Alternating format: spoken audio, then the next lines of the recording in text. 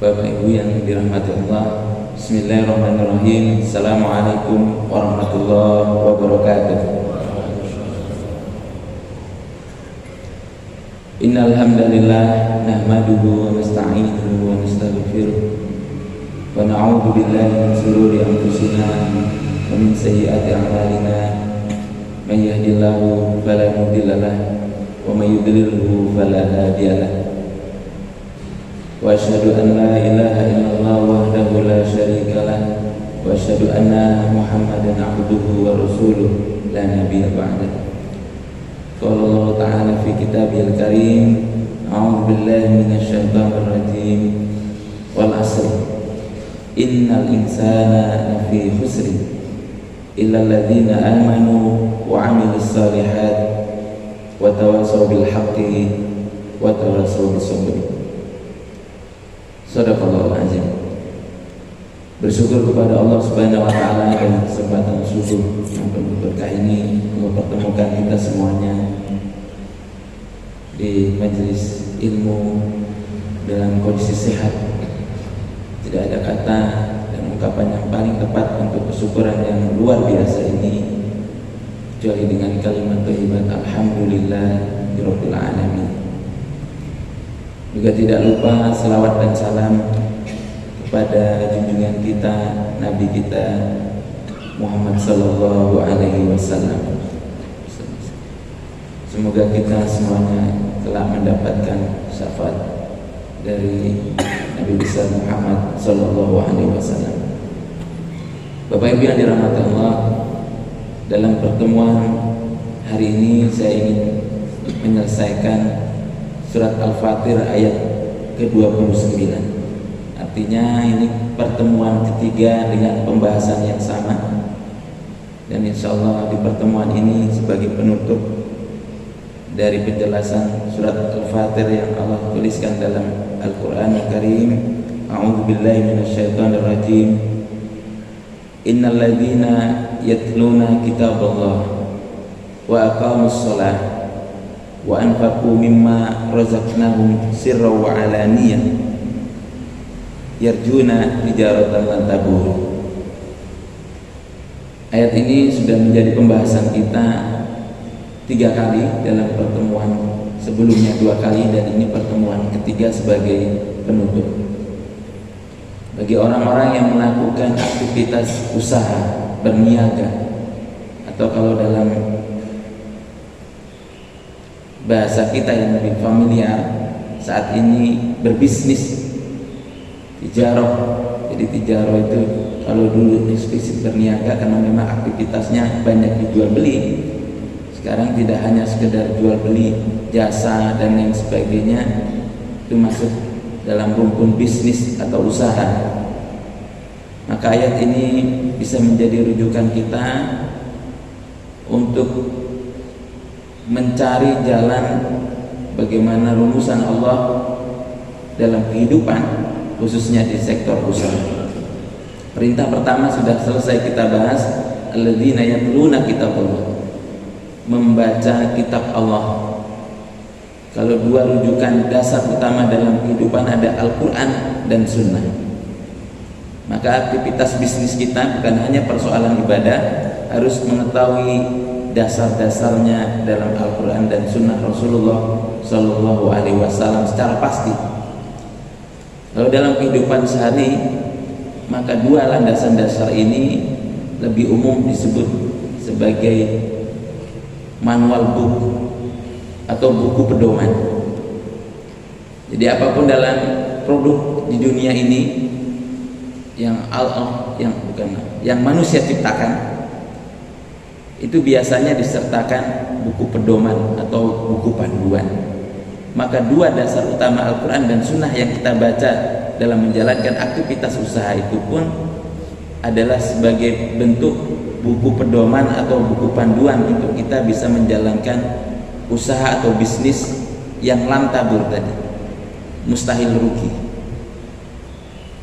Jadi harus dibaca satu persatu per halaman, ya. Jadi kita harus paham benar produk yang kita gunakan dari mana? Dari manual book dari buku pedoman atau buku panduan yang disertakan dalam setiap produknya. Begitu juga dengan bisnis yang Allah berikan kisi-kisinya lantabur tadi. Al-Quran dan sunnahnya jangan ditinggalkan. Kenapa? Karena konsep lantabur di sini mustahil rugi tidak hanya urusan dunia, tapi urusan akhirat juga. Kok tahu bahwa itu rugi tidak hanya urusan dunia saja? Pedoman keduanya,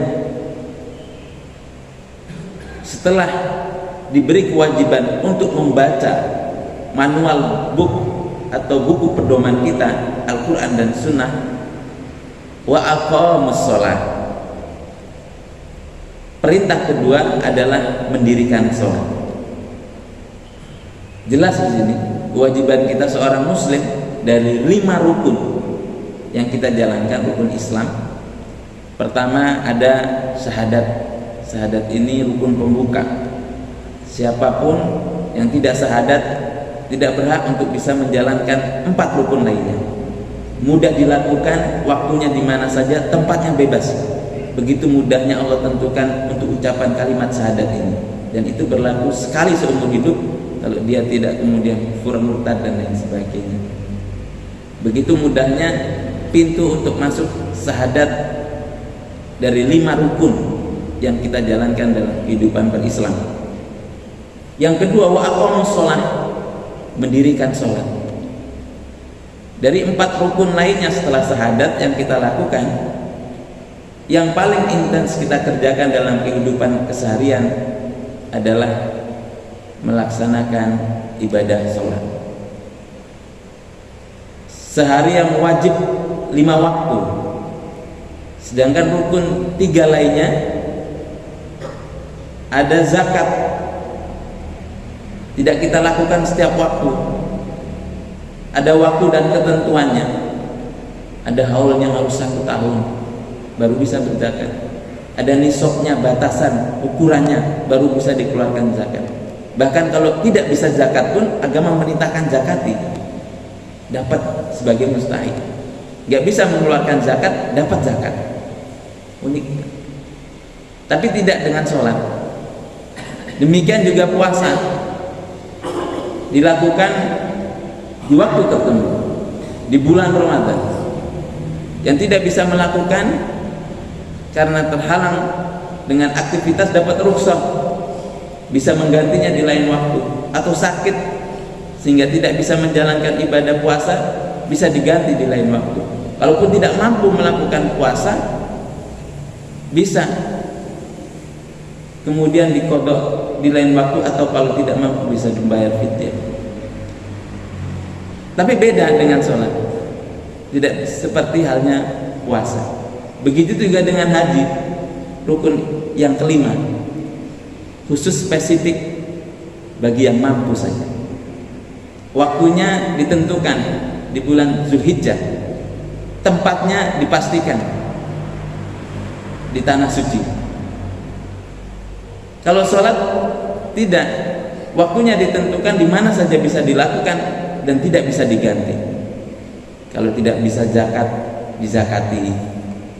Kalau tidak bisa haji karena sakit atau uzur syar'i yang tidak bisa berangkat haji sementara dia mampu, bisa dibadalkan. Tapi kalau sholat, ada yang tidak bisa sholat, Pak, sholat Pak, saya tidak bisa sholat, mau Pak saya sholati, marah dia Pak. Ya, kalau nggak bisa sholat, disolati kan marah. Nggak bisa berdiri, duduk, nggak bisa duduk, berbah. Kalau tidak bisa berbah, pakai isyarat. Kalau sampai isyarat saja tidak bisa melakukan sholat, maka disolatkan, dibawa ke masjid, sholatkan berjamaah. Tidak ada penggantinya.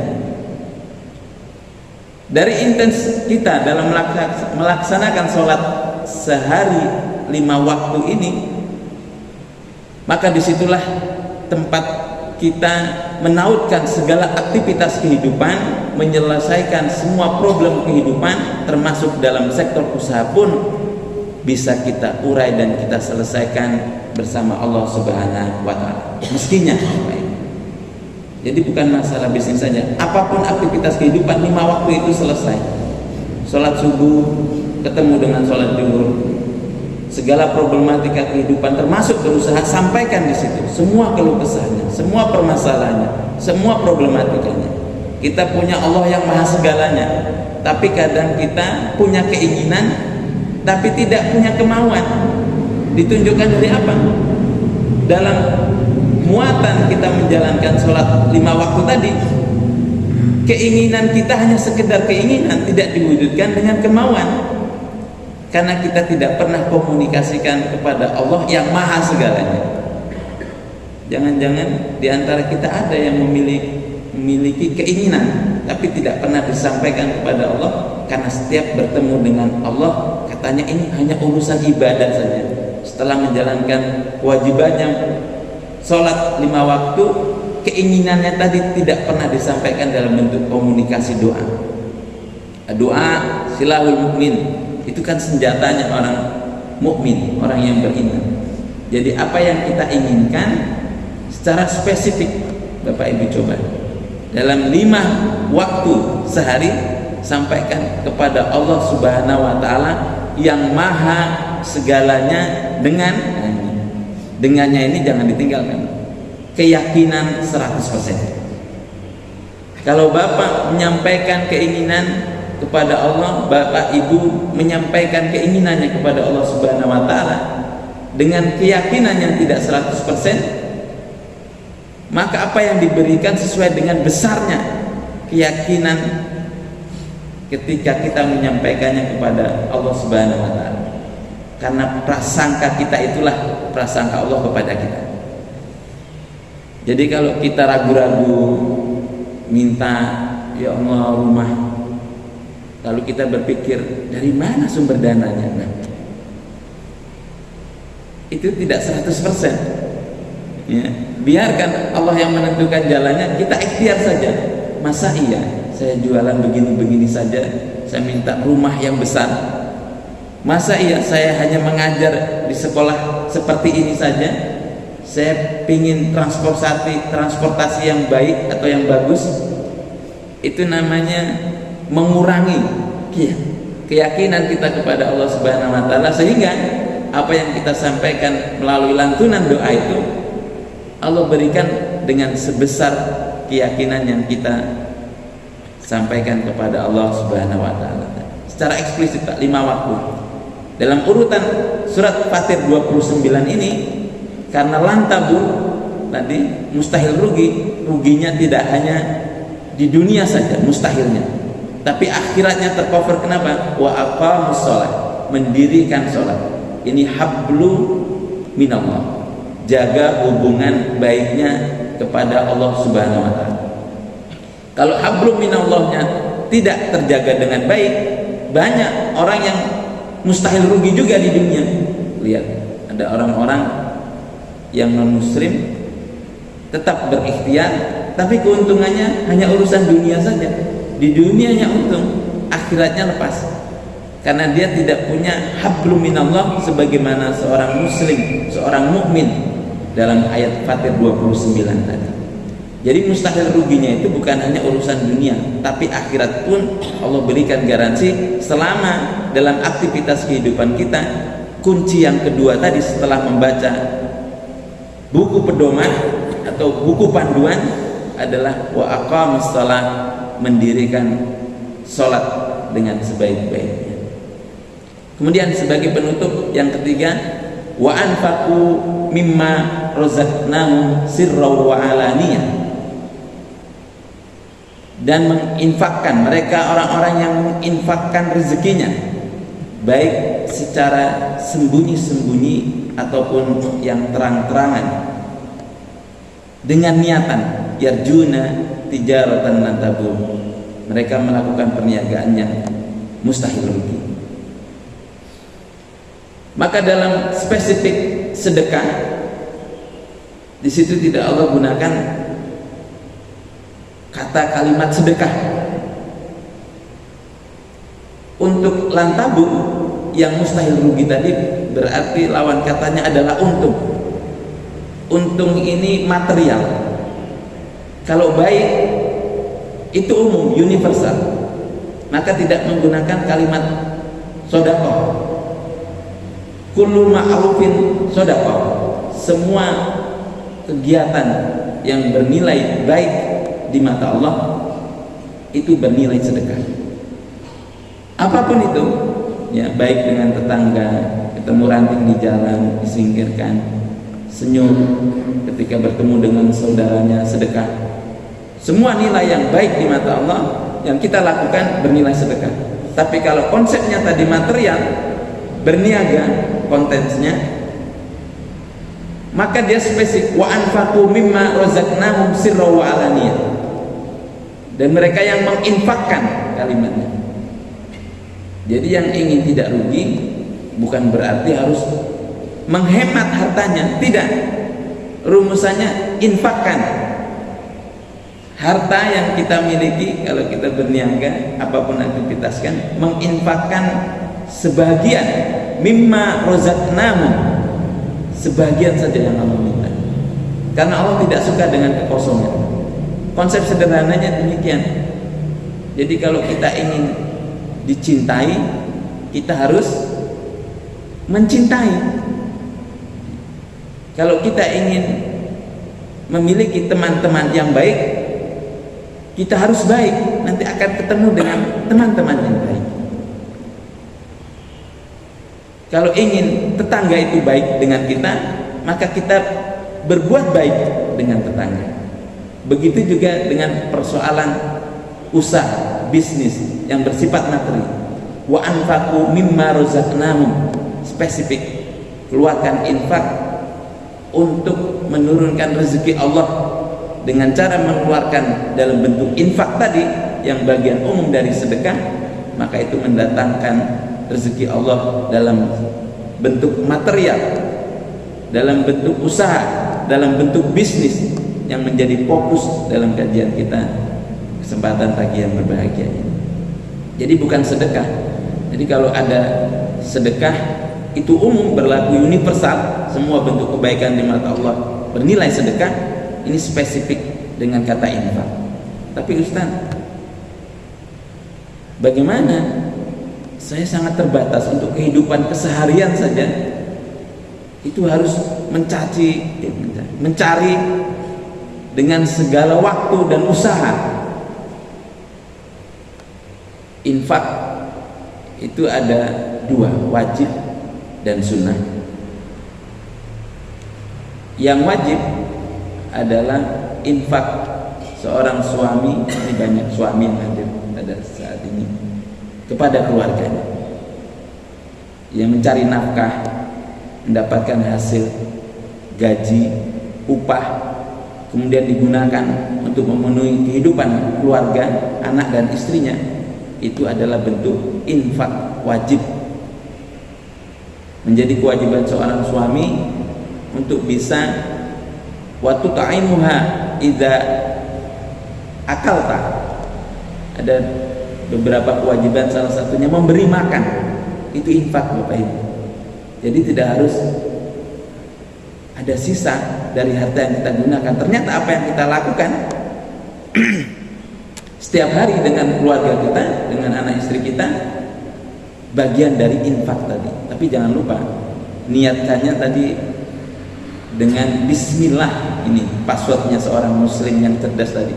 Apapun aktivitasnya, jangan lupa dengan membuka bismillah, bahwa apa yang kita lakukan niatannya untuk Allah Subhanahu wa Ta'ala. Jadi perginya untuk bekerja, perginya untuk mengajar, perginya untuk melakukan aktivitas kehidupan, itu bernilai sedekah karena kembalinya untuk anak dan istri di rumah. Itu infak wajib. Sementara infak sunnahnya banyak yang bisa dilakukan, tapi spesifik dia dari harta atau sesuatu yang bersifat material, itu yang disebut dengan infak. Tidak semua kebaikan bernilai infak, tapi infak pasti bernilai kebaikan selama itu dimulai dari bismillah tadi, kesadaran kita bahwa melakukan infak itu adalah bagian dari rezeki yang kita terima dari Allah Subhanahu wa Ta'ala, kepada kita dan kita berikan kepada orang-orang yang kita cintai. Lalu pedoman dari infak ini apa? Bagaimana kita harus melakukan infak kita? Allah mengatakan, yas'alunaka madza yunfikun. Mereka bertanya tentang apa yang mereka nafkahkan. Kul, jawablah,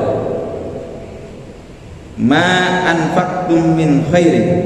Nah, Bapak Ibu, lihat kalimat ma anfaqtum min khairin.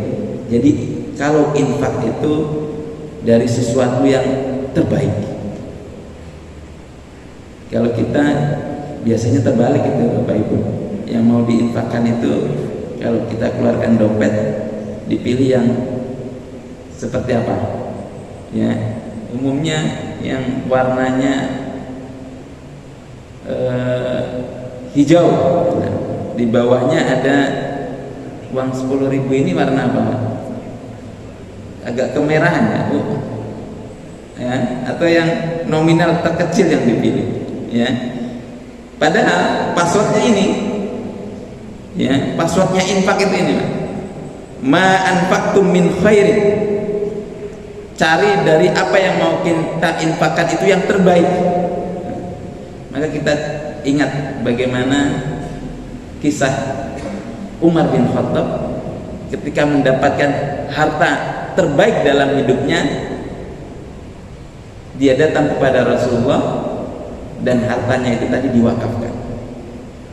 Sehingga persoalan wakaf, kalau belajar dari bagaimana Umar bin Khattab mewakafkan hartanya, tidak akan terjadi problematika masalah wakaf pada saat ini. Kenapa?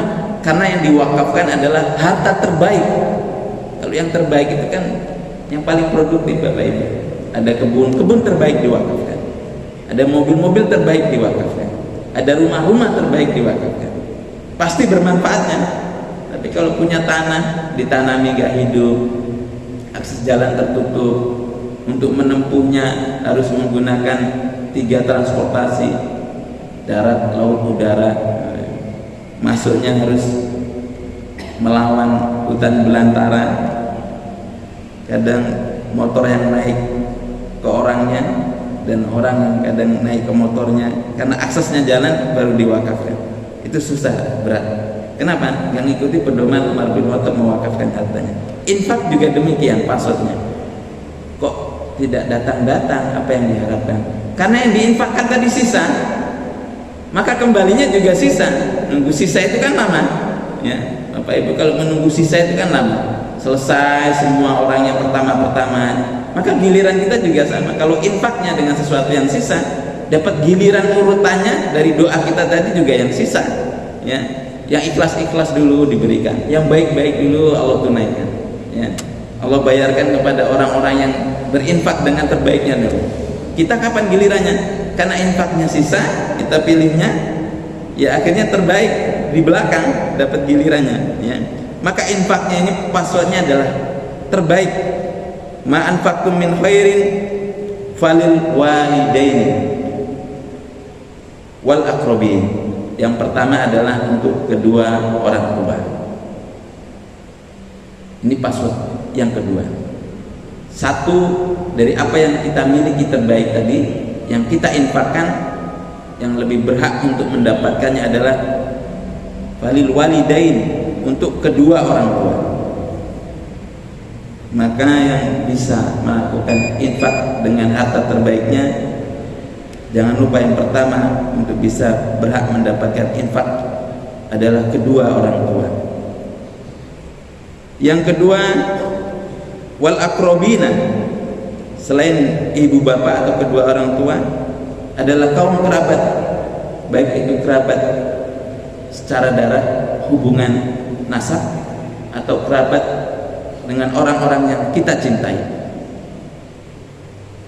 Wal yatama, baru yang ketiga adalah orang anak-anak yatim, dan yang keempat baru orang-orang miskin. Wal yatama wal masakin, dan ditutup dengan wabnis sabil, dan orang-orang yang sedang dalam perjalanan dengan niat Allah dan Rasulnya. Wa ma tunfiqu min khairin, sebagai penutup, fa innallaha bihi alim. Kita tidak bisa tipu-tipu Bapak Ibu dalam sektor infak. Kenapa? Karena yang akan memberikan ganjarannya Allah Subhanahu wa taala, Allah mengatakan, dan apa saja kebaikan yang kamu buat, maka sesungguhnya Allah Maha mengetahui. Ya. Seperti halnya dompet yang kita keluarkan tadi, orang lain tidak tahu, tapi Allah tahu. Maka urutannya lama. Kenapa? Karena kita milihnya lama, terakhir. Maka diakhirkan itu dapat ganjarannya sama Allah. Allah nggak bisa tidak melihat kita dalam semua aktivitas kegiatan. Kenapa? Kok yang selalu kita panjatkan kepada Allah lambat sekali, belum datang-datang. Jangan-jangan password ini tidak kita lakukan. Ya. Jadi password infak ini juga kita lakukan dari wujud kita untuk lantabur tadi, mustahil rugi dalam melakukan usaha. Yang pertama, baca pedoman dari Al-Quran dan Sunnahnya. Yang kedua, dirikan sholat hablum minallah. Dan yang ketiga, wa anfaqu mimma razaqnahum sirra wa alaniyah, melakukan sedekah spesifik dalam bentuk infak dari harta, karena yang ingin kita dapatkan keuntungan materi, maka harta itu yang kita infakkan sebagiannya saja. Ini bentuk hablum minan nas. Jadi setelah membaca buku pedoman, hablum minallahnya kita jaga, dan hablum minan nasnya kita laksanakan. Dengan 3 password ini, insya Allah dalam melakukan berbagai aktivitas usaha, yarjunya tijaratan lan tabur, yang berharap perniagaannya dalam kehidupan dunia ini mustahil rugi, bisa mengikuti pedoman-pedoman yang Allah tuliskan dalam surat Al-Fatir ayat ke-29 ini. Semoga yang sedikit ini menjadi keberkahan buat kita semuanya, menjadi pengingat kita dalam melakukan aktivitas kehidupan, khususnya dalam berniaga atau berusaha. Usikum wa nafsi bitaqwallah. Assalamualaikum warahmatullahi wabarakatuh.